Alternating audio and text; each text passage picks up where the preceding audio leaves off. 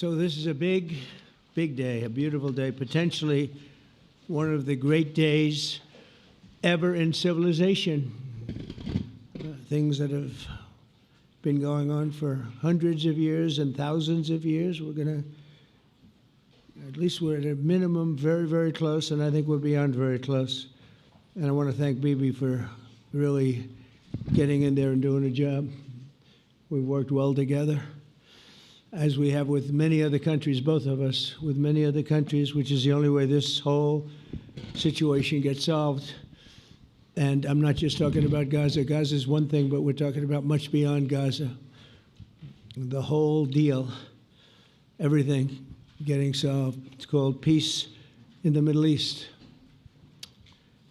So today is a historic day for peace, and Prime Minister Netanyahu and I have just concluded an important meeting on many vital issues, including Iran, trade, the expansion of the Abraham Accords, and most importantly, we discussed how to end the war in Gaza, but it's just a part of the bigger picture, which is peace in the Middle East, and let's call it eternal peace in the Middle East.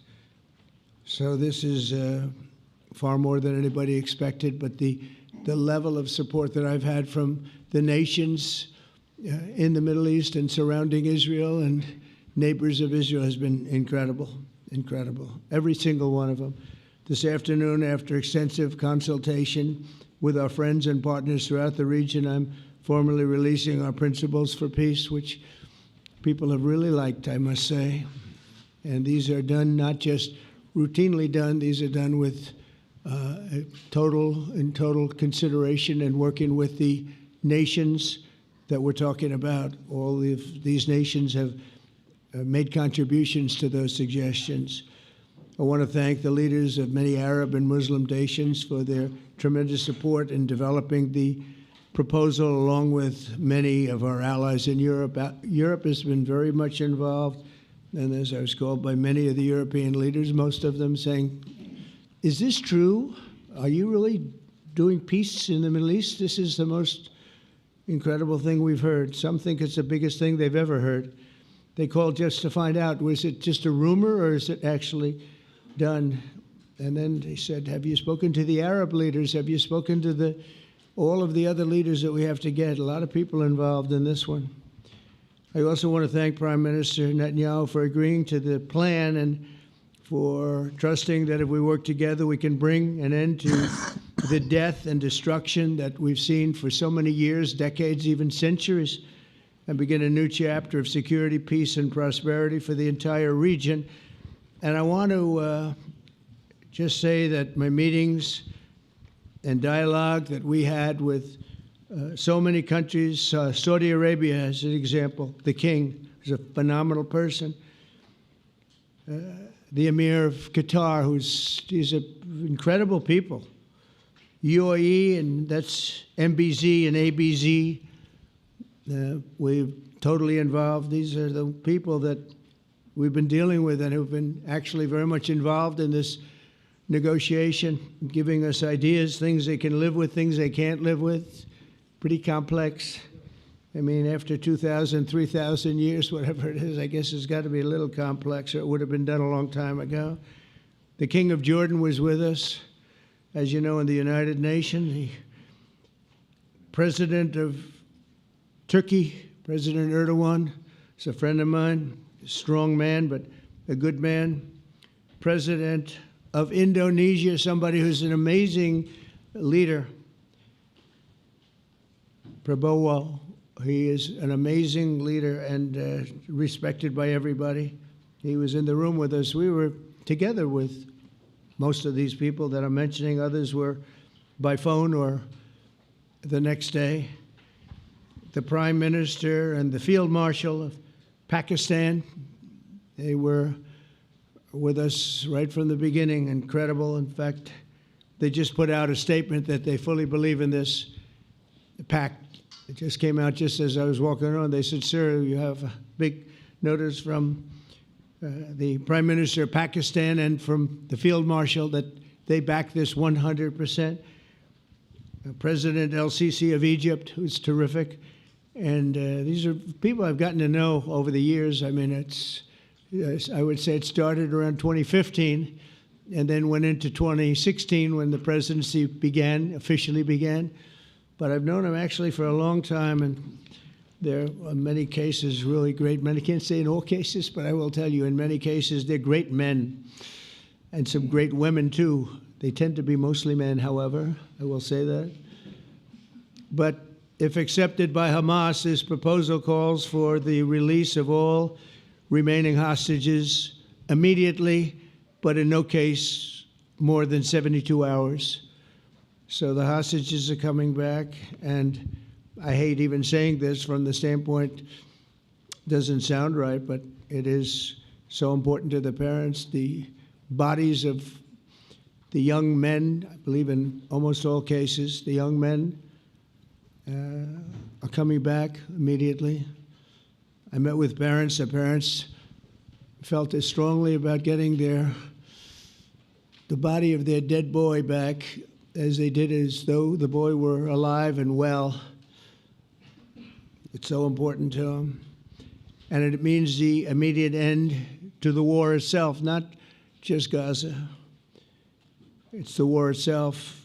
Under the plan, Arab and Muslim countries have committed, and in writing in many cases, but I actually would take their word for it. The people I mentioned, I'd take their word for it, to demilitarize Gaza, and that's quickly. Decommission the military capabilities of Hamas and all other terror organizations. Do that immediately. And we're relying on the countries that I named and others to deal with Hamas. And I'm hearing that Hamas wants to get this done too, and that's a good thing. And destroy all terror infrastructure, including the tunnels, weapons of production facilities. They have a lot of production facilities that we're destroying. They'll also help train local police forces in the areas that we're discussing right now, in particular in and around Gaza, working with the new transitional authority in Gaza. All parties will agree on a timeline for Israeli forces to withdraw in phases. They'll be withdrawing in phases. No more shooting, hopefully. As progress is made toward achieving these goals, Arab and Muslim nations need to be allowed the chance to fulfill these commitments of dealing with Hamas. They have to deal with them because they were the one group that we have not dealt with. I haven't dealt with them. But the Arab countries are going to, and Muslim countries are going to be dealing with Hamas, and I believe they've already been there. I think they probably have an understanding, and they haven't maybe mentioned that, but I would imagine they do, otherwise they wouldn't have gone as far as they've gone. If they're unable to do so, then Israel would have the absolute right and actually our full backing, the U.S. full backing. Marco's here, and a lot of our leaders are here, our great Vice President, Susie Wiles, Steve Witkoff, Jared Kushner. They've been so involved in this process. I don't think anybody else could have done it or even come close. But it's we're right there. We're right there. First time in thousands of years, I think you can probably say, if you really look into it, if you study back, if you're a scholar, you would say thousands of years. Israel would have my full backing to finish the job of destroying the threat of Hamas. But I hope that we're going to have a deal for peace. And if Hamas rejects the deal, which is always possible, they're the only one left. Everyone else has accepted it. But I have a feeling that we're going to have a positive answer. But if not, as you know, Bibi, you'd have our full backing to do what you would have to do. Everyone understands that the ultimate result must be the elimination of any danger posed in the region, and that danger is caused by Hamas. The tyranny of terror has to end, and this is, again, something that we're looking for. This is eternity. This is for forever. To ensure the success of this effort, my plan calls for the creation of a new international oversight body, the Board of Peace, we call it, the Board of Peace, sort of a beautiful name, the Board of Peace, which will be headed, not at my request, believe me, I'm very busy, but we have to make sure this works. The leaders of the Arab world and Israel and everybody involved asked me to do this, so it would be headed by a gentleman known as President Donald J. Trump of the United States. That's what I want, is some extra work to do, but it's so important that I'm willing to do it, and we'll do it right, and we're going to put leaders from other countries on, and leaders that are very distinguished leaders, and we'll have a board, and one of the people that wants to be on the board is the UK former Prime Minister, Tony Blair, good man, very good man, and some others, and they'll be named over the next few days, and it'll be quite the board. Working, everybody wants to be on it now. I don't know if that had anything to do. They named me and everybody else wanted to be on it. I guess they figure, well, he's a soft touch. He'll be easy to deal with. Working with the World Bank and others, it will be responsible for recruiting and training a new government that will be made up of Palestinians along with highly qualified experts from all around the world. Hamas and other terrorist factions will play no role in the board, but they'll play no role in the governance of Gaza at all, directly or indirectly. As you know, thousands of Hamas leaders have been killed and soldiers have been killed. And we can never forget October 7th, but thousands have paid the price for that. And now it's time to get our hostages back and get back to trying to build something that's really great and very important. In our meeting today, Prime Minister Netanyahu was very clear about his opposition to a Palestinian state. And he continuously mentions October 7th, and I understand that. Most people do. And I understand and respect his position on many things, but what he's doing today is so good for Israel.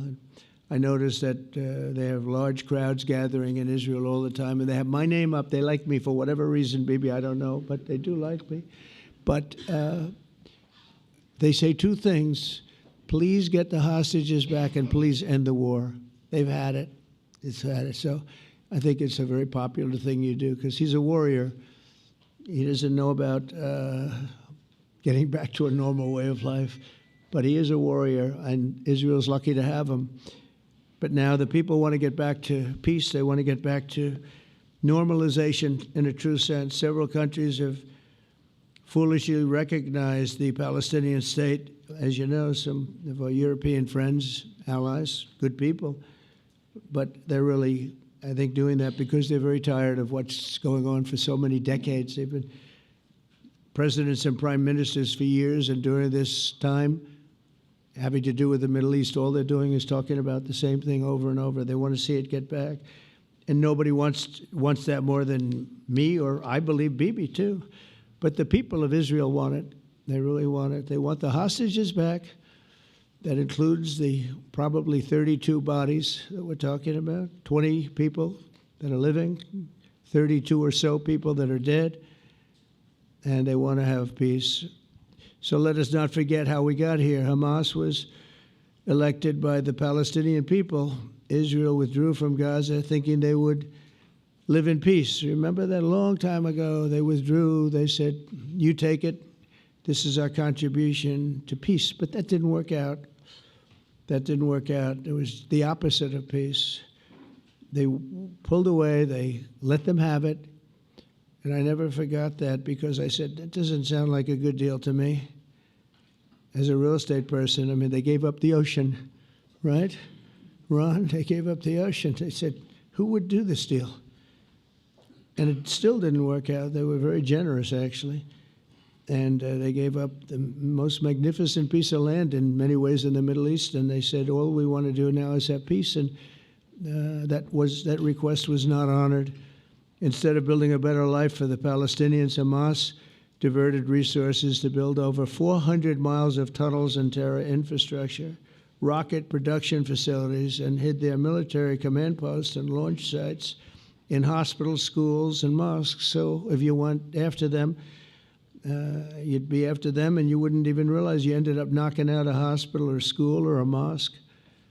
That terrible thing, terrible way to have to fight. No fight is good, but that's a real bad one.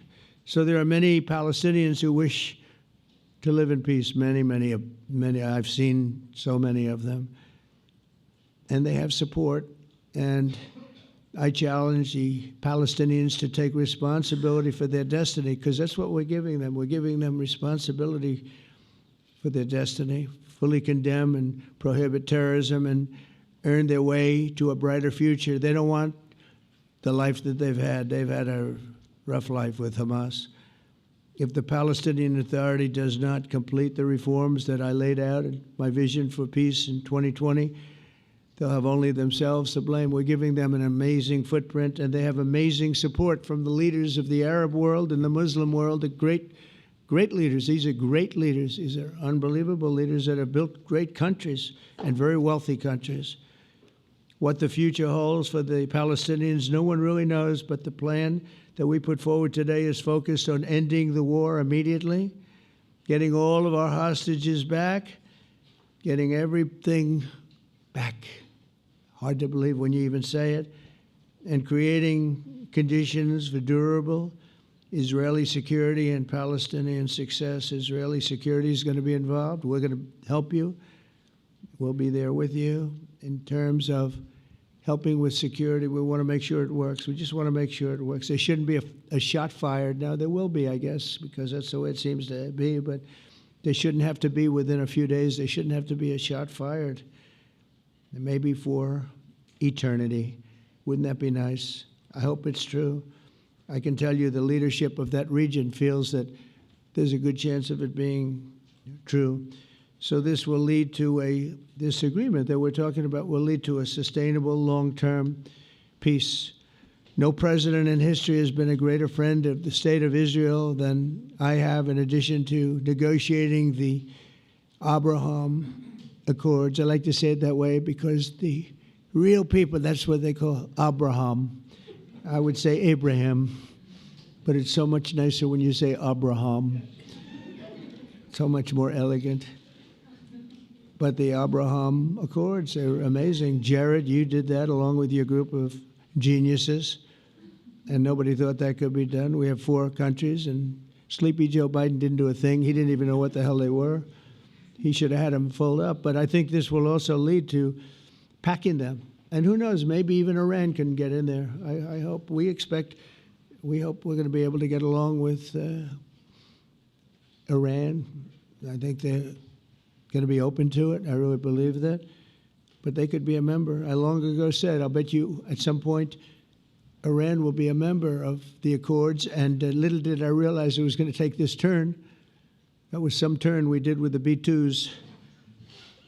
But I think they might very well be there because it's a great thing for them economically. I recognize the eternal capital of Israel.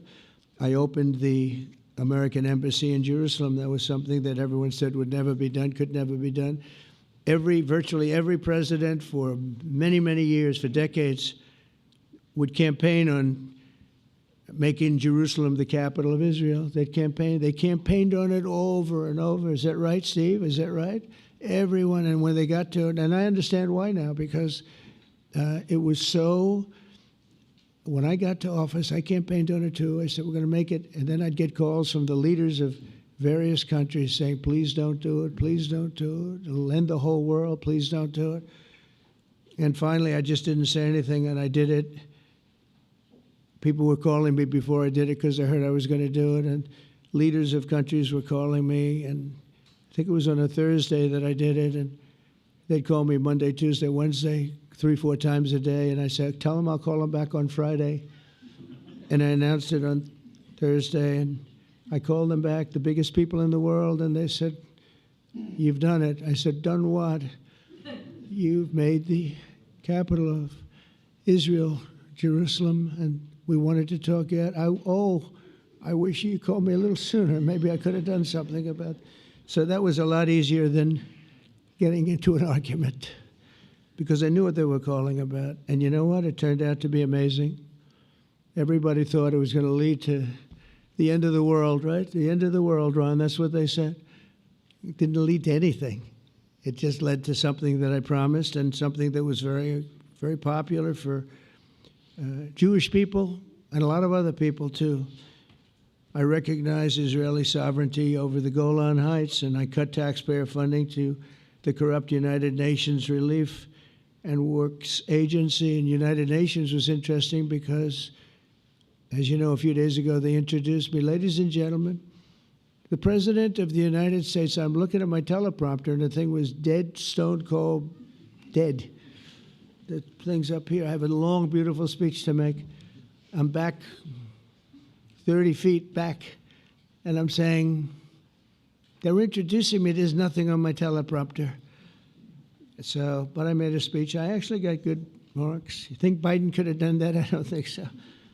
I don't think he could have done that. I don't think too many people could have done it. But actually, it was actually more of a speech from my heart, if you want to know the truth. I think it was maybe better in certain ways because it was from the heart. It has to be from the heart. Otherwise, you're in big trouble.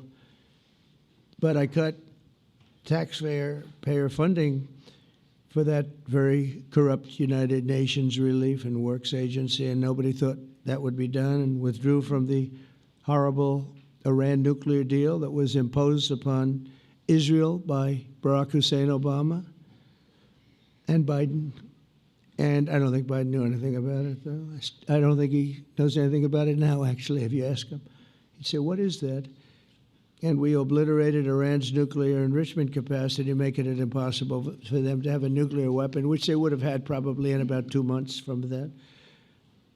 But I've never asked Israel to compromise its security, but we had big, strong talk. Nobody's been better to Israel. No president's been better to Israel than Donald Trump.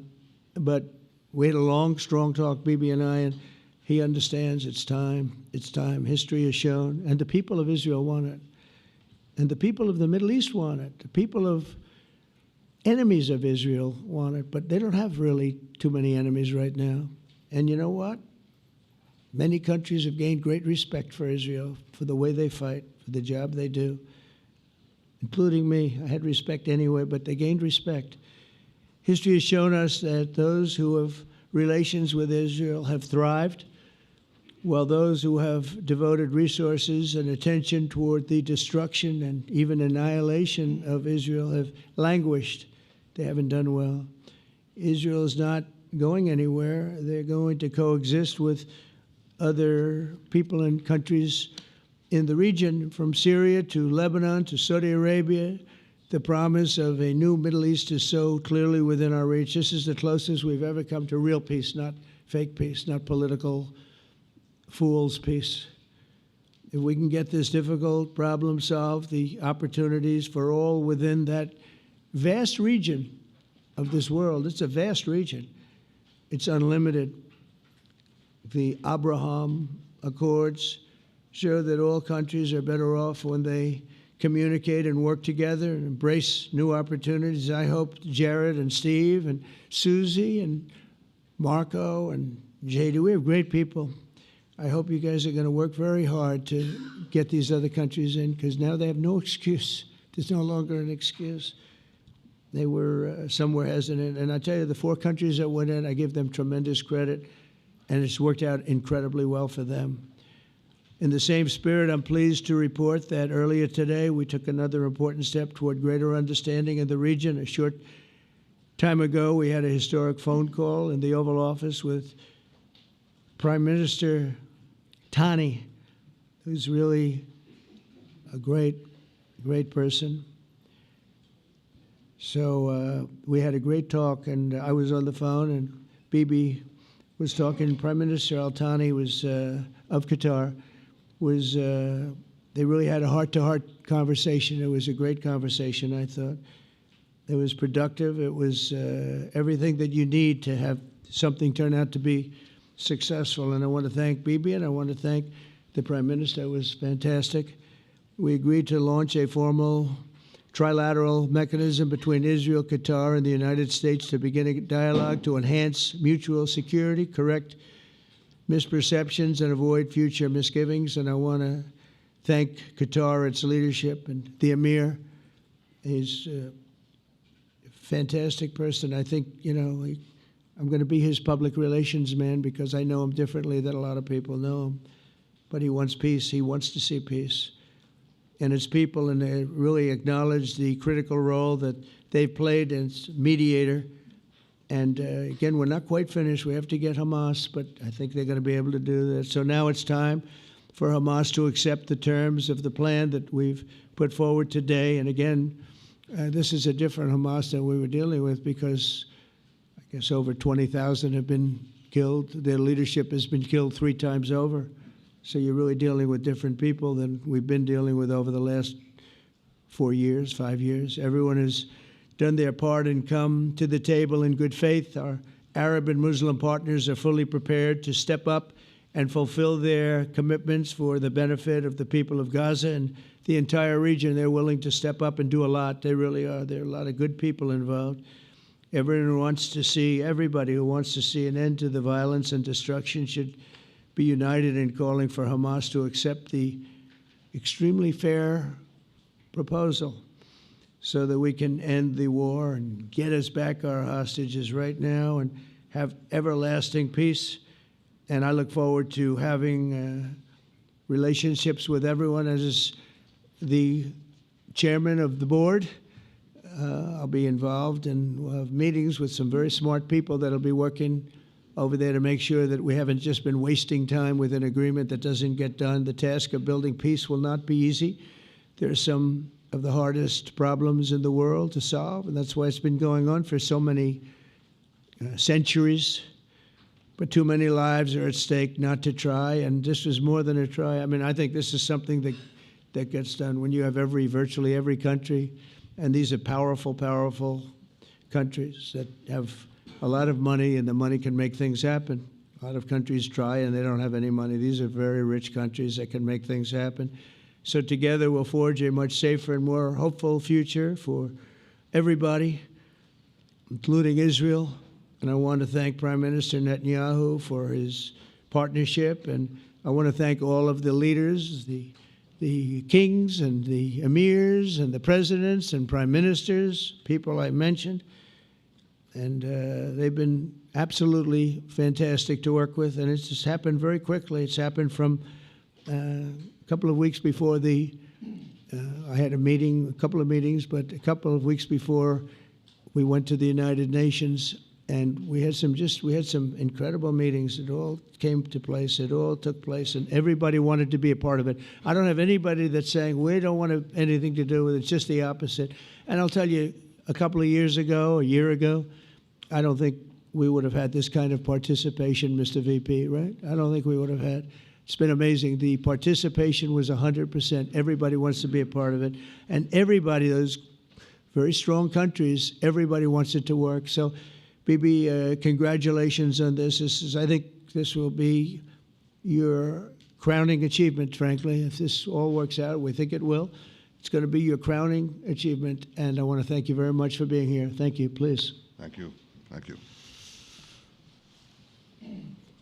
Mr. President, first I want to thank you for graciously hosting me once again in the White House. And second, I want to thank you for your friendship and for your leadership. From Jerusalem to Tehran, from the Golan Heights to Gaza, you've proven time and again what I've said many times. You are the greatest friend that Israel has ever had in the White House. And Mr. President, you and I both know it's not even close. While you focus at home on making America great again, your leadership abroad is changing the world for the better, ending wars and advancing peace. I believe that today we're taking a critical step towards both ending the war in Gaza and setting the stage for dramatically advancing peace in the Middle East, and I think beyond the Middle East. in very important Muslim countries. I support your plan to end the war in Gaza, which achieves our war aims.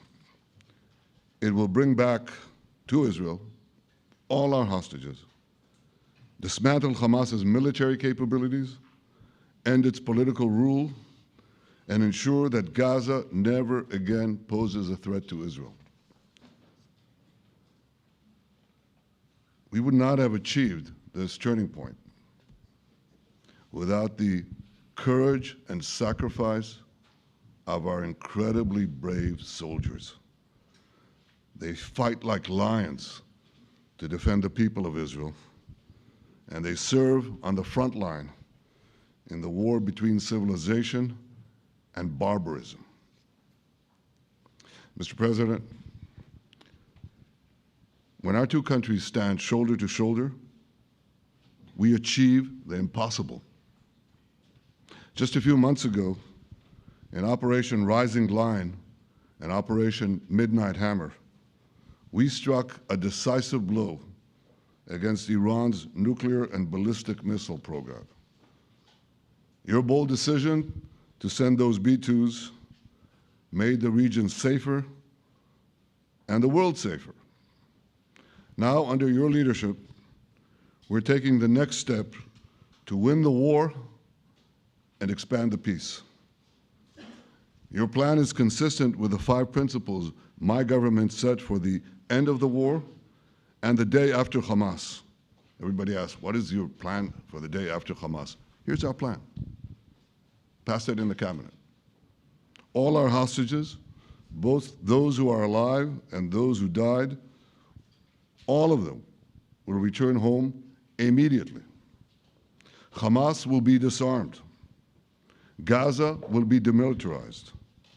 Israel will retain security responsibility, including a security perimeter for the foreseeable future. And lastly, Gaza will have a peaceful civilian administration that is run neither by Hamas nor by the Palestinian Authority. If Hamas agrees to your plan, Mr. President, the first step will be a modest withdrawal, followed by the release of all our hostages within 72 hours. The next step will be the establishment of an international body charged with fully disarming Hamas and demilitarizing Gaza. I appreciate your willingness to lead the body, Mr. President. I really appreciate it because you have a lot of things to do, and this is important. And it reflects the confidence that this will give everyone, that things will be followed up on all the commitments made. The fact that you're taking this on, I think, helps a lot to make sure that everything flows in the direction that we want. Now, if this international body succeeds, we will have permanently ended the war. Israel will conduct further withdrawals linked to the extent of disarmament and demilitarization, but will remain in the security perimeter for the foreseeable future. I think we should understand that we're giving everybody a chance to have this done peacefully, something that will achieve all our war objectives without any further bloodshed. But if Hamas rejects your plan, Mr. President, or if they supposedly accept it and then basically do everything to counter it, then Israel will finish the job by itself. This can be done the easy way, or it can be done the hard way, but it will be done. We prefer the easy way, but it has to be done. All these goals must be achieved because we didn't fight this horrible fight, sacrifice the finest of our young men to have Hamas stay in Gaza and threaten us again and again and again with these horrific massacres. Mr. President, I was encouraged by your clear statement at the UN against the recognition of a Palestinian state. That would be an outcome that, after October 7th, would reward terrorism, undermine security, and endanger Israel's very existence. As for the Palestinian Authority, I appreciate your firm position that the PA could have no role whatsoever in Gaza without undergoing a radical and genuine transformation. In your 2020 peace plan, which you mentioned just now, you made clear what that transformation requires. It's not lip service. It's not checking a box. It's a fundamental, genuine, and enduring transformation. And that means ending pay to slay, changing the poisonous textbooks that teach hatred to Jews, to Palestinian children, stopping incitement in the media, ending lawfare against Israel at the ICC, the ICJ, recognizing the Jewish state, and many, many other reforms. It won't come as a surprise to you that the vast majority of Israelis have no faith that the PA Leopard will change its spots. But rather than wait for this miraculous transformation, your plan provides a practical and realistic path forward for Gaza in the coming years, in which Gaza will be administered neither by Hamas nor the Palestinian Authority, but by those committed to a genuine peace with Israel. I think this can be not only a new beginning for Gaza, I think it can be a new beginning for the entire region. Under your leadership, we can re-energize, well, I've got to contribute my own, we can re-energize the Abraham Accords. That's what it's called in the original Hebrew, Abraham. Abraham is fine, Abraham, however you want to call it. Under your leadership, Mr. President, we can re-energize the Abraham Accords that we forged 5 years ago. We can expand them to many more Arab and Muslim nations that choose moderation over extremism. I think there's an opportunity here. It's not going to be easy, it's tough going, but I think if we succeed, you're absolutely right. We're going to open possibilities that nobody even dreamed of. But I think we dream of them. As you've told me, Mr. President, and you've told the world many, many times, you said, remember October 7th. Remember October 7th. And we do. We will never forget the horrors of October 7th, and we will do whatever is necessary to make sure they don't happen again. Since October 7th, Israel's enemies have learned a hard truth. Those who attack us pay a heavy price, but those who partner with us advance progress and security for their peoples. President Trump just said it, it's also in the Bible. It says, those who will bless you will be blessed, and those who will curse you will be cursed. And that's actually what is happening. We want the blessings. I think we've done a lot in the past 2 years to end the curse. We're not finished, but we've done a lot. And we've done a lot together to end the curse. I want to thank your entire team for their efforts to get to this point. I especially want to thank Steve Witkoff and Jared Kushner for their indefatigable work to bring Israel and Arab states in the region closer together. I am deeply grateful to both of them for their work. We had a phone call today just to make it clear. I said to the Prime Minister of Qatar, Israel was targeting terrorists, wasn't targeting Qatar. And of course, we regretted the loss of the Qatari citizen, wasn't our target. And I very much appreciate President Trump's proposal to have a trilateral body, the United States, Israel, and Qatar, to work out respective grievances. There are quite a few. But if we could try to mitigate them or put it on a different footing, I think that'll be good for everyone. Above all the people, the fine team, and many helpers who've done this, I want to thank you, Mr. President. History has already shown that under your leadership, Israel and America can change the face of the Middle East. And today I'm hopeful that your plan to end the war in Gaza will do so again and do so soon. It will free our hostages, end Hamas's tyranny in Gaza, and enable a more secure and prosperous future for the peoples of our region. Thank you, Mr. President. May God bless America. May God bless Israel. May God bless the indispensable alliance between our countries, And may I add, in Hebrew, G'mar Chatima Tova, may we all be inscribed in the book of life. Thank you. Thank you very much, Bibi. So I think while we wait for these documents to be signed and get everybody in line, I think it maybe is not really appropriate to take questions. I'm meeting with, as you know, a couple of Democrats in a little while about the country, about keeping our country open. They're going to have to do some things because their ideas are not very good ones. They're very bad for our country. So we'll see how that works out.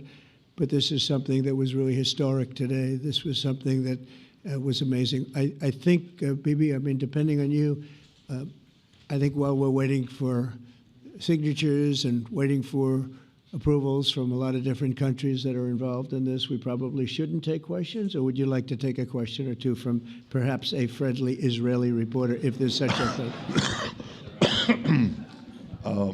That's a very, very tough proposition.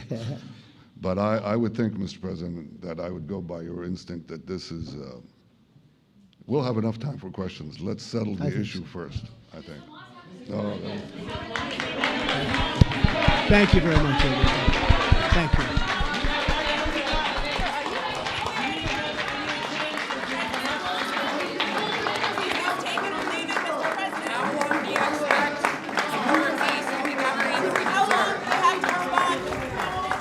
Hamas leaders in Qatar off limits